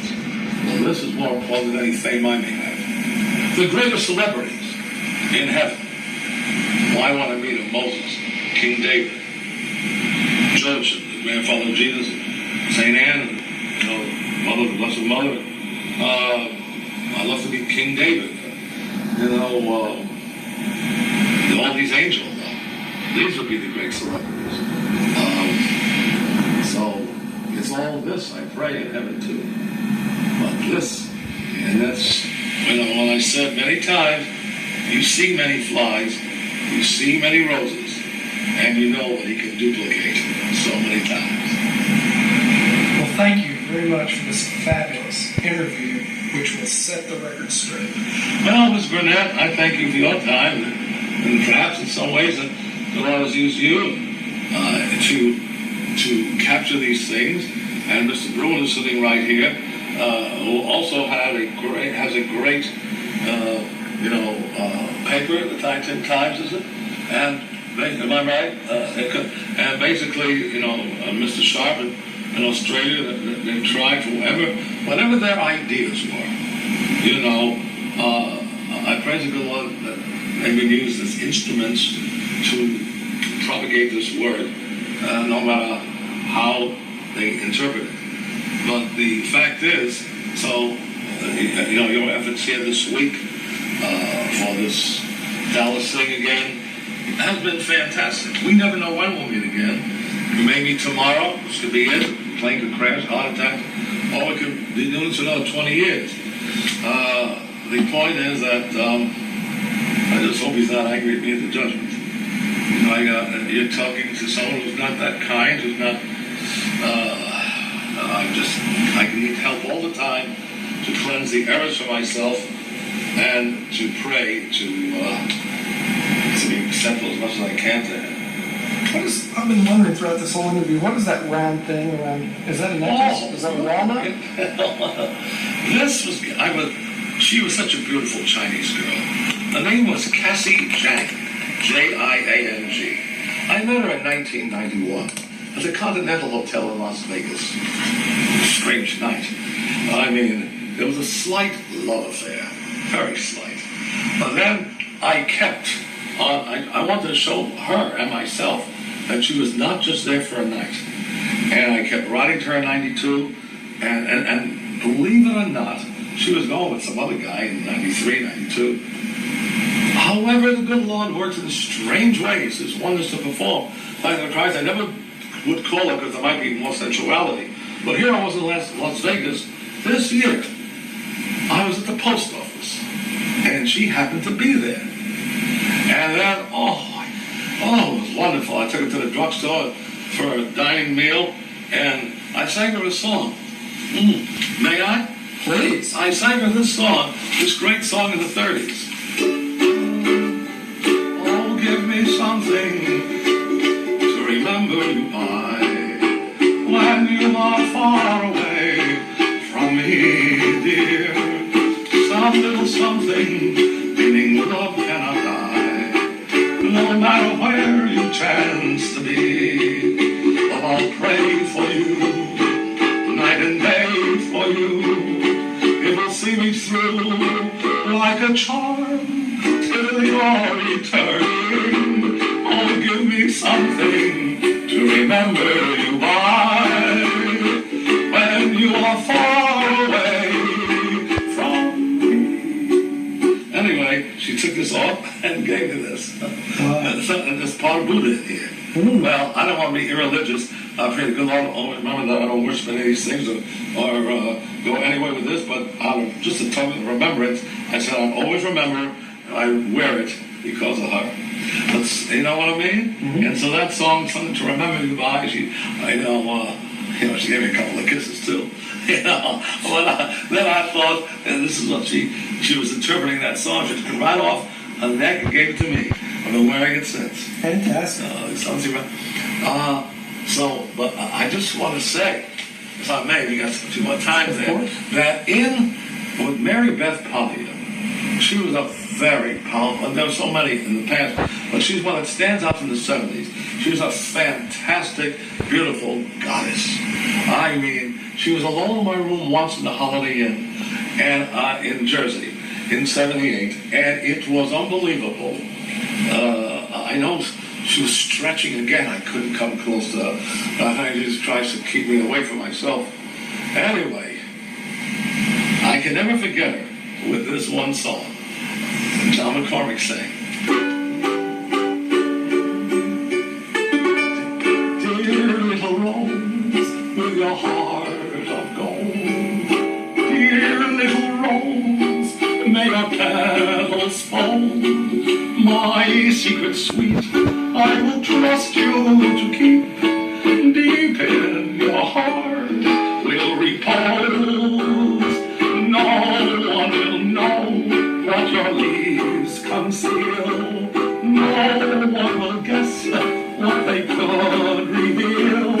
You will know then that I love you, dear, when you look in the heart of a rose. My dear rose with your heart of gold. You know, tomorrow, maybe we can get some Fossalaga beer. If you wish, that'd be Just one great. can.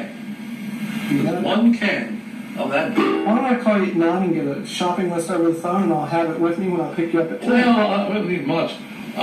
You might think of any beer or snacks you need for the studio. I can tell you just Brahma beer. I don't think you can get this from one bottle from Brazil. That Fossalaga in the can. Okay. You know, I'm going to be selling. I'm going to have to drink these beers alone. Of course. You know? Also, listen. I think it's. I don't have a song for her. I guess I do have a song for her. I had to bring my book with me. Some songs, will be published songs. If they sue, they sue.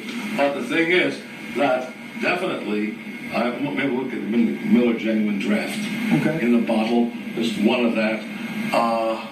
We can't get the Tatched champagne. That cost $200 in a bottle. But in 1980, it was $49. It was expensive. And Roy Raiden may rest in peace. Oh, Mr. Raiden may. He introduced me to Tatchers in the 70s. But that's the only beers I can think of. There's not that many beers. And of course the Bush beer. We can bring something there. But anyway, so because this song, you will know that I love you, dear, when you look in the heart of a rose. Well, I sang that. I can't do it half as good as John McCormick, but sometimes the voice fluctuates, but the memory is there. And so Mary Beth Pavia, she's not Mary Beth, my old hope she gets along with her husband. She was getting tired a few years ago. But anyway, I just pray they have the best. Because she was a goddess then, one of many we'll talk about, Lord willing, tomorrow. Tiny Tim, you've walked a million miles, you've sang a million songs, and I hope you'll live a million years. Well, that's nice, but the thing is, I praise the Lord for what I've seen. I have seen some of the greatest beauties. This is my own dream world, and maybe it's good that it must have just like this, because who knows what would have brought. And I always look for a land where we'll never grow old, where everything will be functional.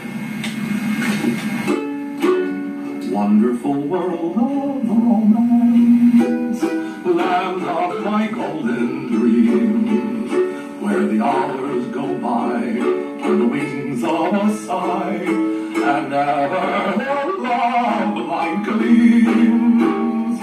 Nightingales sing to the moon, stars shining brightly above, in that wonderful, wonderful world of romance. I am waiting for you, my love. Wonderful world of romance. In fact, you know what? Of course, with those 3 beers you get tomorrow, I've got to take care of that. Of course, the Lager, the Brahma, and the Miller's General Draft. But, we'll get those after the radio interview. all right. Maybe we can get this, and even the one of the Bush. There's a wonderful, wonderful beer store right next door to 14 Records. Okay, because I'll purchase maybe 3 big quarts of, if they have it, of Pabst Blue Ribbon, if they have it. They may not have it no more, but Pabst Blue Ribbon won the award in 1893 as the best beer, much to Bush's anger. He fought that case for a year, but they gave, even 1894 was decided that the best Blue Ribbon beer was Pabst. That brings me back to the gay 90s. It's the one beer I call my most romantic beer. It's an independent beer. It's an independent, if they have Pabst Blue Ribbon, if they're not allowed to get just 2-3 bottles of larger quart. But it is important tomorrow. In that wonderful, wonderful world of romance, I am waiting for you, my love. Fabulous interview, Tom. Thank you very much. Fabulous. Heaven happy thing. The Lord gives and takes away. Praise be the Lord.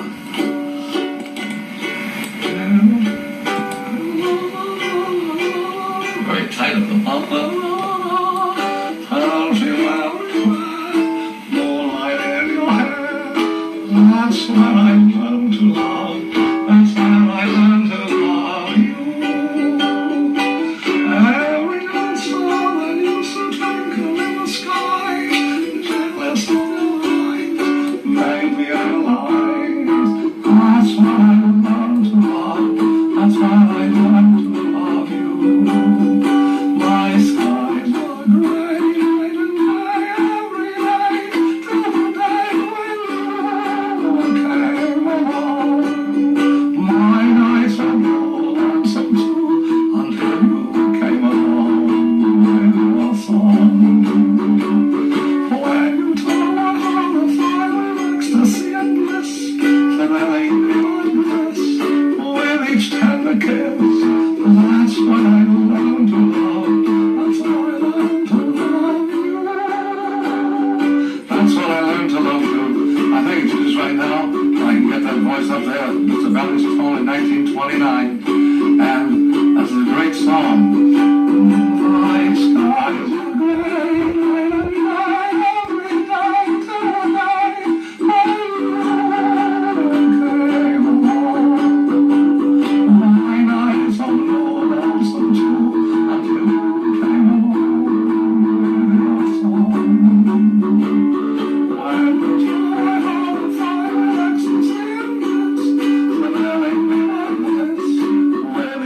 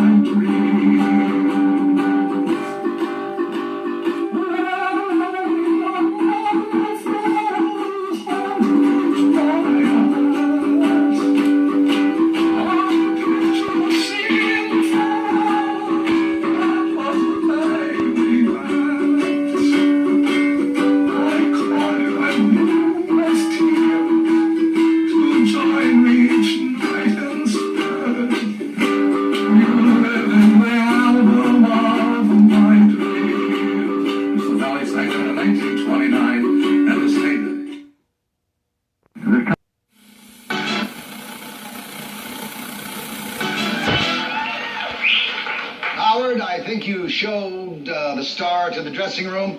Now, would you tell our audience at home who our guest is this evening? Well, Mark, I'd love to. Put that ukulele down. It's Tiny Tim.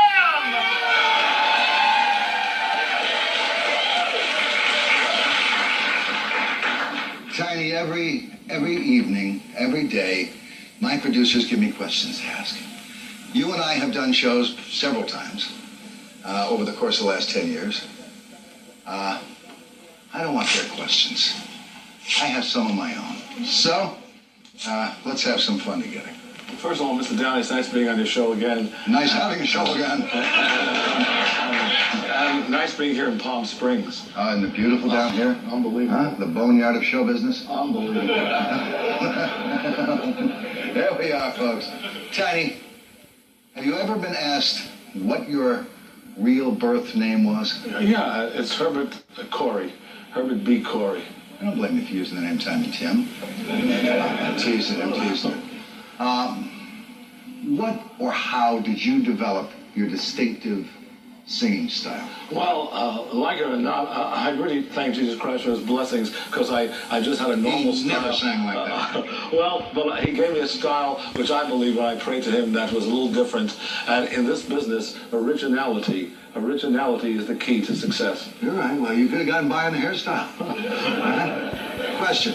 What was the very first professional job that you had in show business? As far as I can remember, professional job, when I got paid $10 a night, that was in 1962 in Greenwich Village, a place called the Cafe Bazaar.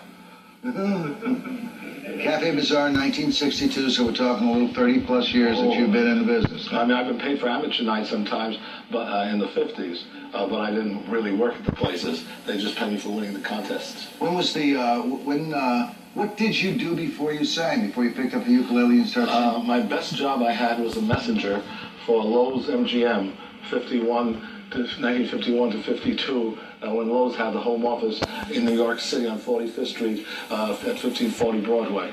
You were in Laugh-In. Most of you folks remember Laugh-In? What year did you start in Laugh-In?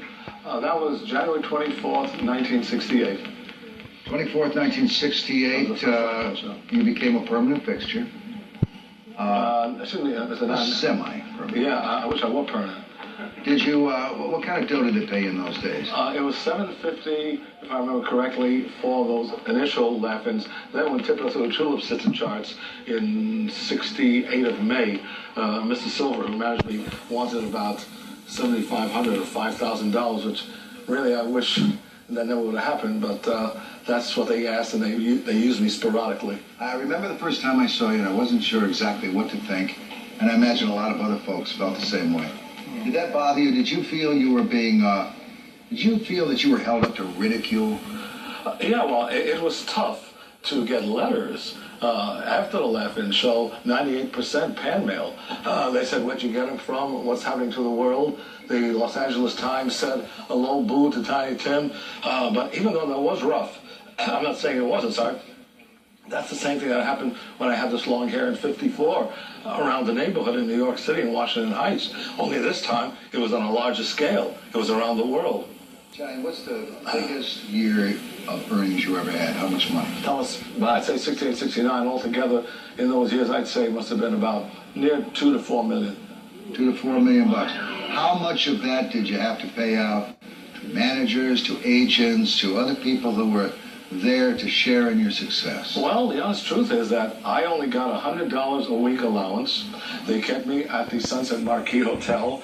They sent maybe about $300 a month to my parents, and the rest, you know, sometimes they covered the amount so I wouldn't tell the press.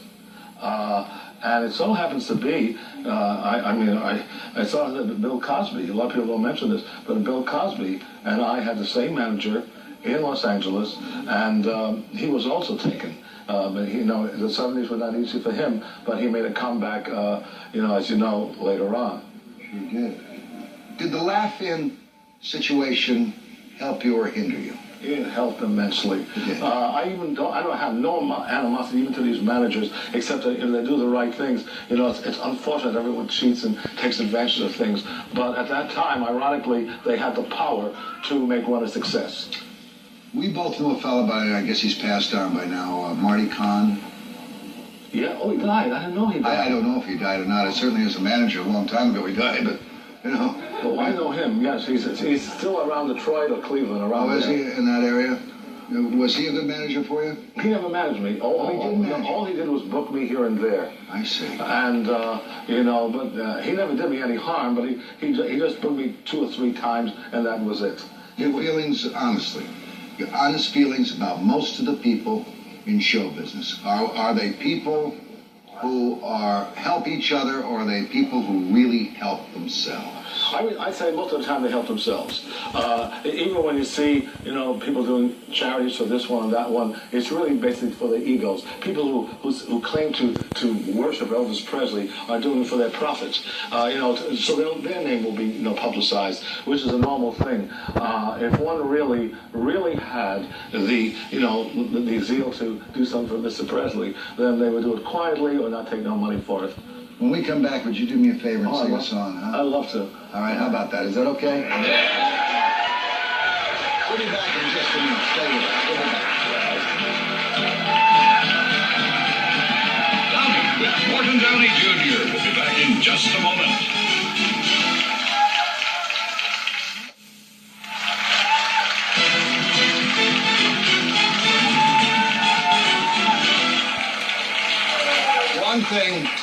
One thing we do a lot of in our business, Tiny, is we BS the public, we BS ourselves, and we're not always straight out about things. Your heart has always been absolutely gold. Would you show some of your heart through one of your songs for us? Well, did I thank you?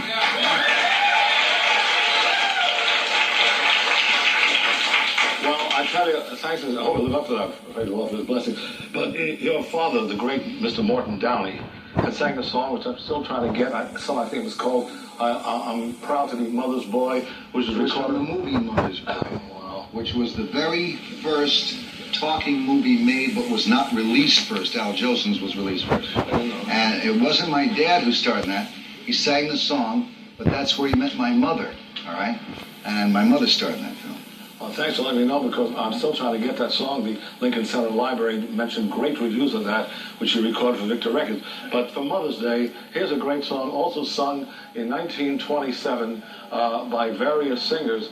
You're always a baby to mother. She never stops caring for you. Even though years have passed since you played with each toy, she'll kiss you and call you her own baby boy. When everyone else has forgotten, she's one pal who never says no. You're always a baby to mother, no matter how old you may grow.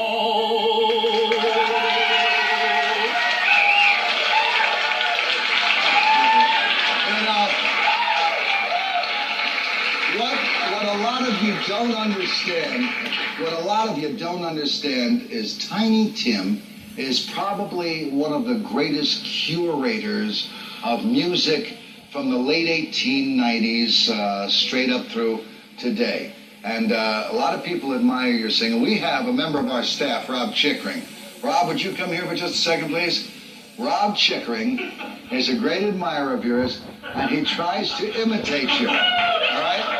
Now, would you play Tiptoe Through the Tulips and let Rob sing? Yes, and let Rob sing this. Go ahead, Rob. Sing it the way.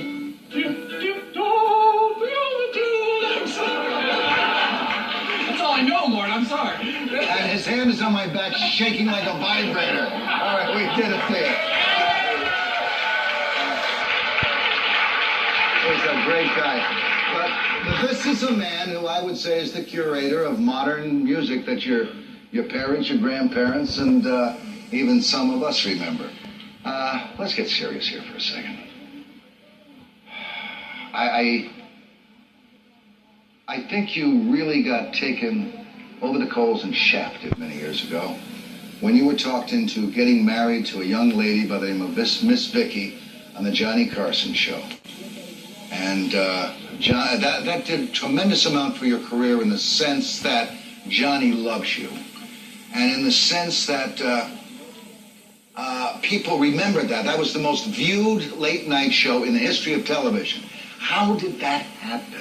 How did you let it happen? Well, first of all, Mr. Carson asked on September 17th or 18th, 1969. It was a cold out of the blue question. Yeah, he asked. In fact, one of my fans, Mr. Giannopoulos, has it on tape, on cassette tape, where he asked us on September 18th or 17th in New York, where he did a show, when we're going to get married. And I said, well, I'm going to marry her in Haddonfield, New Jersey around Christmas time.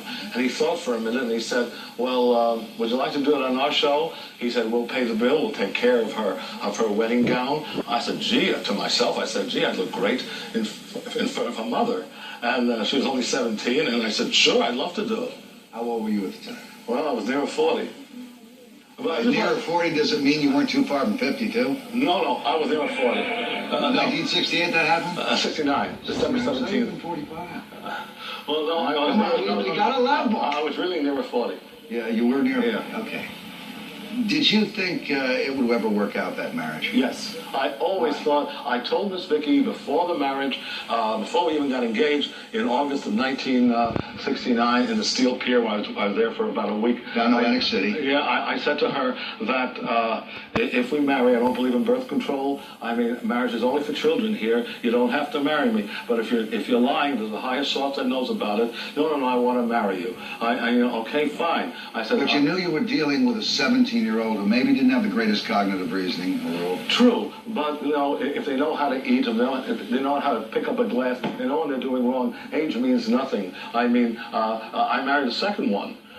Miss Jan, who I'm married to now, and she's in New York somewhere. I mean, she was 34 when I married her, and the same thing was told. And unfortunately, these things didn't happen. The birth control pill was there. I'm not finding fault, right? I adore you. Well, thank you. You are an icon of Americana. There's a lot of us.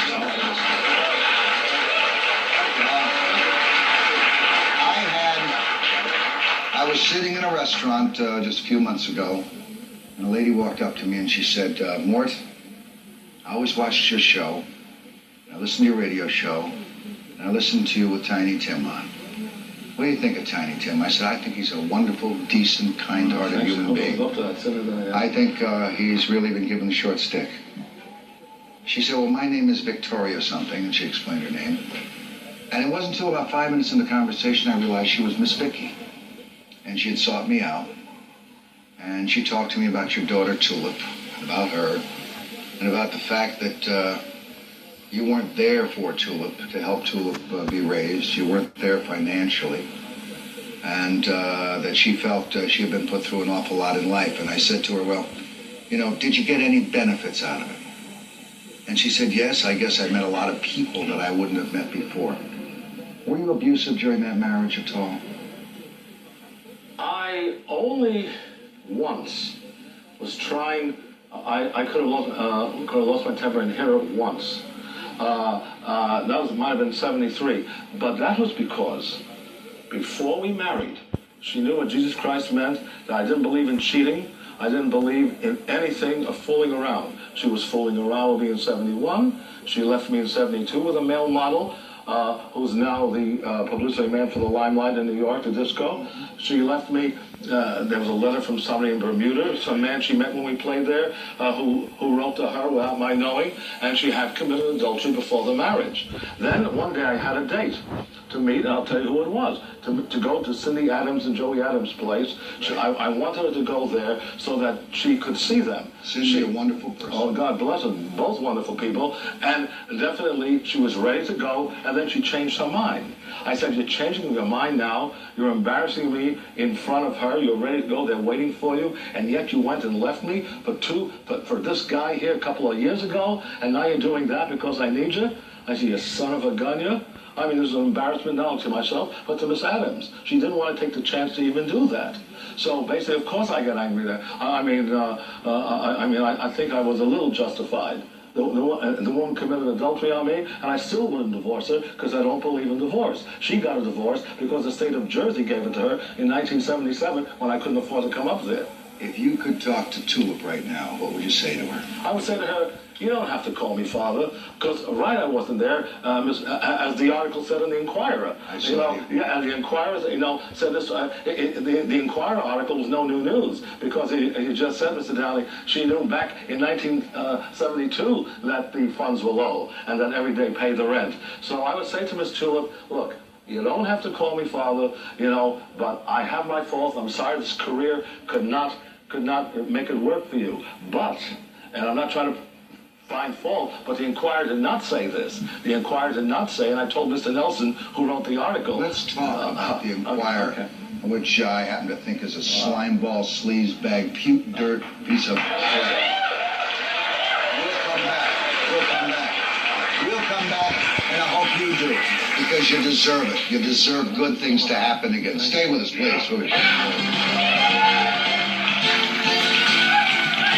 This is Downey, and more will be back in just a moment.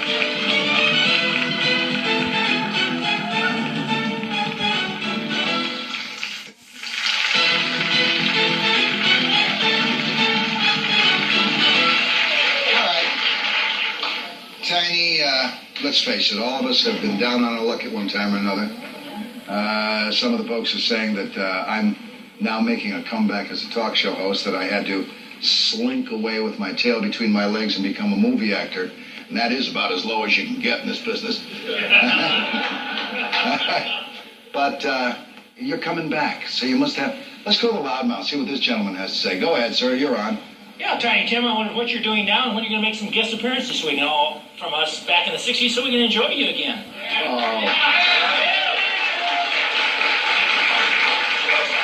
I'll tell you what, right now, I'm very happy to be managed, I may say, by Mr. Dixon, Mr. Lister, Mr. Plim, and Mr. Bonus in Iowa. Sounds like you got 60% of yourself given away there. And no, these men are the most honest men I've met in this whole business in the longest time. And basically, so they've got a lot of work coming. I have to go to the Holiday Island, the Alamorado, work there a few days for Mother's Day, and then there's projects in the works, so I got no complaints. Somehow you've survived. You've survived. You've made millions of dollars. Like all of us, you've made mistakes. And like all of us, you're going to make more. All right? You're going to make more of them. How have you kept it going? Well, once more, I really want to say, I just thank Jesus Christ for his blessings, the prayers, trying to do what he wants. It's tough to eat a rosary, babe. No, but it's a great support. And also, I may say... You got support from a lot of folks here, too, everyone here wishes you good luck on your family. And frankly, thanks for dispelling the rumors, and I hope Tulip comes around, and I hope Miss Vicky understands that your heart broke, too. And I hope you understand we all love you. Mr. Downey, thanks so much. God bless you.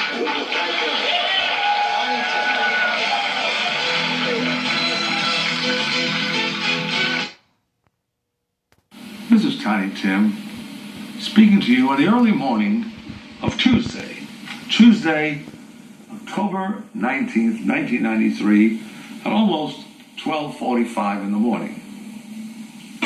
I love you truly, truly, dear. Life with its sorrows, life with its tears, fades into dreams when I feel you are near.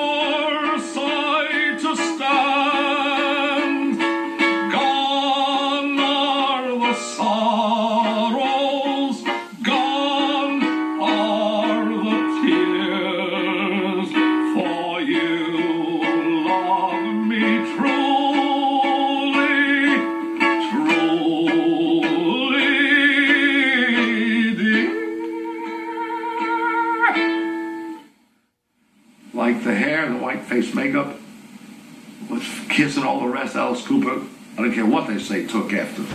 Even Boy George, when he became famous in the early 80s, and my senses were right. They were talking about him, I never saw my name mentioned, and my senses were telling me he was trying to avoid me. So help me, thank God, praise the Lord for the wisdom. He had an interview with the LA Times in 82, when Carmen Chameleon, or 83, and they asked him, just before the scandal, are you the Tiny Tim of the 80s? And he said, if you mention that man's name, we have no interview. So, and he was 7 years old when I played at Albert Hall in 68. Because he probably got vibes and took some ideas.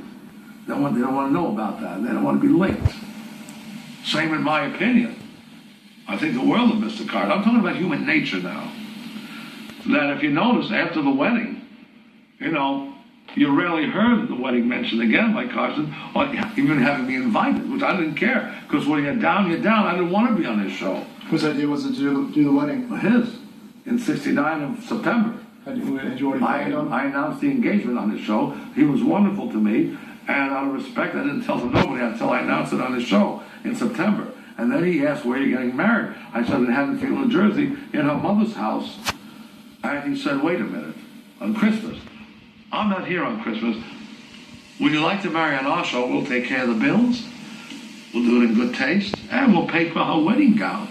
Now, when I heard that in September, 3 months before the wedding, I said, gee, I look good to her mother in my eyes. When you play to win, you play to win for everything. And so he had asked. But as we came to California in the 70s, the word's getting around. He probably said, if I keep this guy around me, they're going to think he's taking the show from me. So it's only human nature. I'm going into the inner depths. And I feel that most of the time he tried to avoid me because of the one-to-one clash. Whenever they saw me with his show, see, human nature has to be looked at. And it's my opinion, like I was right with, you know, Boy George, thank God of Christ, the Holy Spirit for the knowledge. It's my opinion, maybe I'm wrong. But okay, he avoided me because I wasn't hot, and that he has a right to do. But I don't want to be on anyone's show. Letterman's, if you're not hot, give someone else a chance. I've had my share. I didn't want to be on his show, but they're not mentioning. I got a feeling, 72, 3, 4, 5, 6, I got a feeling that Carson was doing everything he could not to mention me, the wedding, or anything. And even when he retired, you know, I'm grateful he gave me a short snip when I was on the show. But people said, you know, he should invite you back to the show.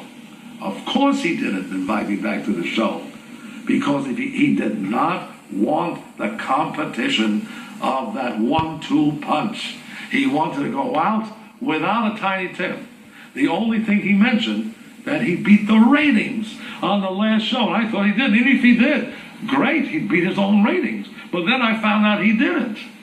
You know, it still is the highest rated show. It's sort of blessing because his human nature didn't want. I'm not mad at the guy. I'm only trying to look. You have to look at the innocence of human nature. Now, if he cusses me out, he doesn't like me, I'm not trying to knock the guy. I'm trying to look at human nature. I mean, if I had, I thank Jesus Christ for his blessing without him, if I were in this position and some guy got married on my show and caused a spectacular, do you think for 1 minute I wouldn't want him back? What am I afraid of? If I was as big as him, do you think that I wouldn't want him back and say a goodbye thing?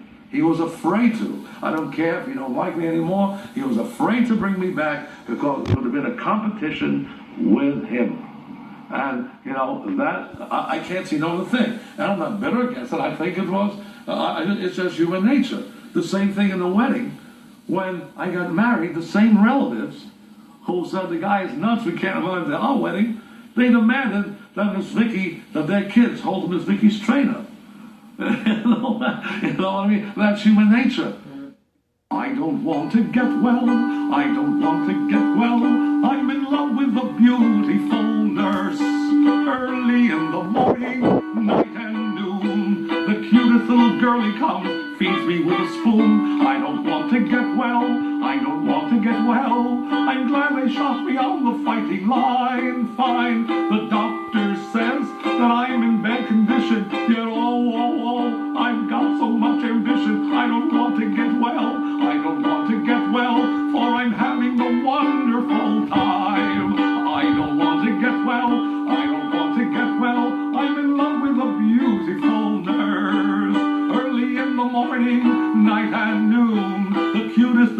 Charlie come and feed me with a spoon. I don't want to get well, I don't want to get well. I'm glad they shot me on the fighting line. Fine, the doctor says that I'm in bad condition. Yet I've got so much ambition. I don't want to get well, I don't want to get well, for I'm having a wonderful time. You know what I found out about women? It's a great study. When women, in my opinion, have no sense of humor, most of them. You find the Gracie Allen, you find the Joan Rivers, but women have no sense of humor. The more prettier a woman is, the less she can laugh. Because a beautiful woman, and I thank you all for now, a beautiful woman and a major star or a good-looking guy, a very handsome man, you know, like Burt Reynolds and, you know, Tom Selleck, the girls come after them. They are like stars, even if they weren't stars. But the mass, you know, don't have what they have. A beautiful woman usually can't laugh. But she will use the laugh to grab a man.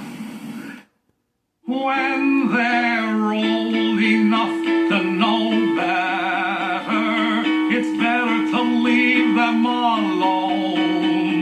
Why, though they act like little babies of two, take it from me, they can take it from you. Never say too much in a letter, or tell all you know on the phone. Once a widow told me she was 24. I know she lost her husband in the Civil War. When they're old enough to know better, it's better to leave them alone. Some of the songs I wrote to these girls, and when I would put it on the acetates, one side would have the song, and the other side would have To Miss Snooky, the most prettiest girl I've met. This is how I talk. Hello, Miss Snooky. This is Tiny Tim saying, you're so beautiful. I just wish that you liked the song I wrote to you on the other side. You are the girl of the year, Miss Snooky. This is the way I talk. On the other side, please, I hope you like it, and happy listening, turn it over. And she was so beautiful to me. Warren Beatty liked her. You know, when he did Splendor in the Grass, he met her in New York, and she turned him down. Talking to Warren Beatty, this was a fine man to me. I met Warren Beatty when You're Hot in '68. I'm telling you things now on this cassette that not many people know. There are a few who do, but not many. And Jesus Christ was blessing I can go through all this. When I was hot in '68, the word was hot, and Hollywood always knows. They know when you're on the up, they know when you're coming up, and they know when you're failing. In 1968, he invited me to his house. I went to a house, he was there. He was there with Leslie Caron. He was a very good-looking man, very sexy, very charismatic. I think he was still going with her or Julie Christie, I don't know. But who was at that party? A young 21-year-old Candice Bergen. I praise the Lord, I'm Christ, in 1968. Like, she was so beautiful. I tell you, those wheels in the head were turning. I don't know which way to go. You know what I mean? I mean, all I could do was look at her. She was very nice to me. But was she beautiful? I mean, 21. She might have been 20 even. And she was very nice to me. She was very nice. Down in the subway, oh, what a place. Under the Isle of Manhattan, speeding through space. Just the place for spooning all the season round. Way down in the subway, underneath the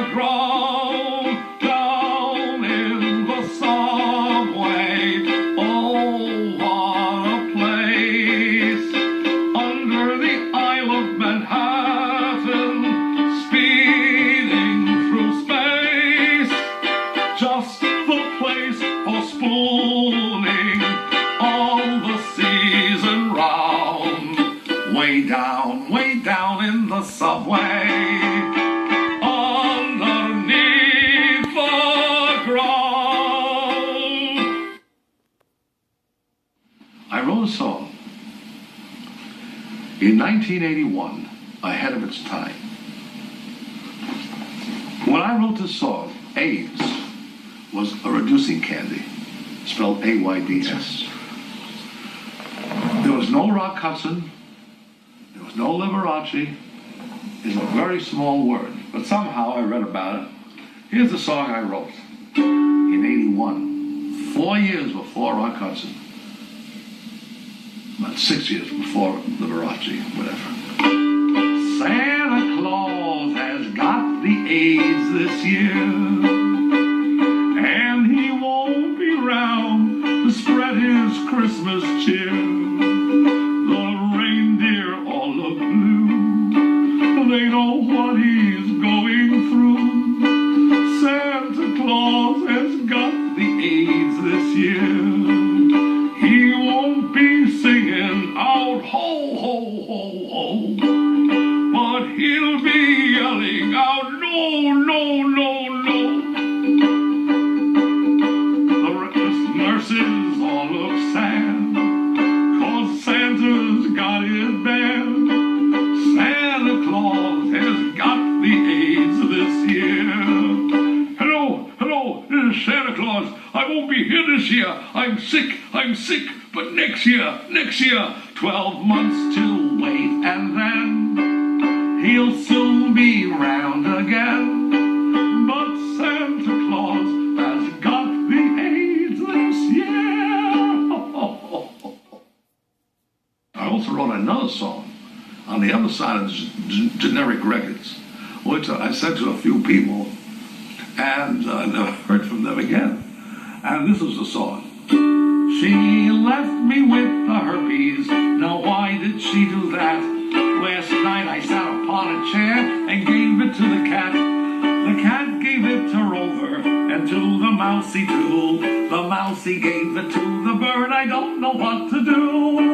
Her mother said her daughter was a nice girl and refined. It must have been another girl, certainly not mine. That darling mother's wrong. Sue's the only girl I knew since Roosevelt won the election in 1932. She left me with the herpes. Even roaches won't come near. Mosquitoes will not bite me. They sense my blood's not clear. My chambermaid is suing and taking me to court. She cleaned my room the other day, and you know what she caught? She left me with the herpes, like it was left for me. And there are many listening to this song who have it now, you see. The only good advice I give is take a book to bed and let her take a blood test every day that you are wed. She left me with the herpes. I don't know what to do. My life's a social wreck. If anybody out there can come out with a cure, I'll be the very first online, and that you can be sure. She left me with the herpes. It goes on and on and on. That's why I don't write songs, and I leave it, to the other ones. But one song did get on the Arsenio Hall show. I made another appearance when he first came into view in 1989. At that time, the producer said, we've heard Grand Old Flag and everything. Can you give us a song that you never did before? Well, I said I wrote a song for Jessica Horn. And so he heard it. It went like this. Jessica Horn, I bless the day you were born. I'd love to get caught in a storm with Jessica Horn. Jessica Horn, I'd love to be caught in a storm. Boy, we'd all be so warm with Jessica Horn. Jim Baker came into your room, who knows where or when. But when he left your loving arms, he sure was born again. Why, Jessica Horn, I bless the day you were born. I'd love to get caught in a storm with Jessica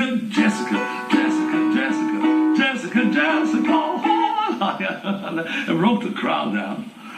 Arsenio Hall never had me on again. But he said, I'm going to bring her on and get her reaction. 2 months later, I was working in August, this was in June, with the 30 Years of Rock and Roll. You know, in '89, they had Mike Pinero, had Rod, Captain Rod, Donnie Brooks, My Love Is Higher Than a Mission Bell, and all great rock stars of the 60s and 70s. And we were somewhere, I don't know, Detroit, I don't know. And I just happened to see Jessica Horn on the show. Praise the Lord, let me see that. And first she was talking about me. She said, that man constantly is after me. You know, he wants me to sing. I got no voice, you know. Then he played her the Jessica Horn song. I thought she would really give me some nasty remarks, but she didn't. She was completely silent. She laughed, and she said, go ahead. She was real. I met her in 1988 and at a party for Howard Stern in New York. And she was pretty. Well, very, very, very, very enticing. I mean, she was wonderful. I mean, my wife came to that one. You know, I didn't know she'd be coming up there because when my wife came in, before she came in, I was living at the Olcott Hotel in New York. And I was giving Jessica Horn, in case she needed any place to reach me, you know, she could, just at that time, my wife walked in.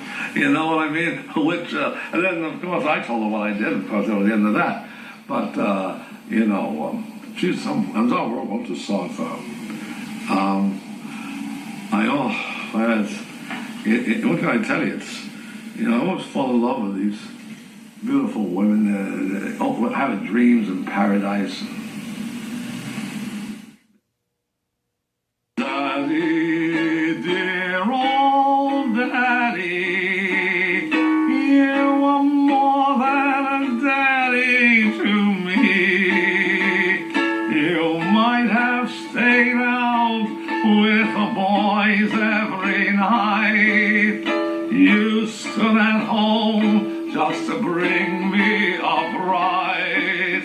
Daddy, dear old daddy, the love in your eyes I could see. You are more than a pal, you are more than a gal. Daddy, you've been a mother to me. Why, daddy, dear old daddy, you are more than a daddy to me.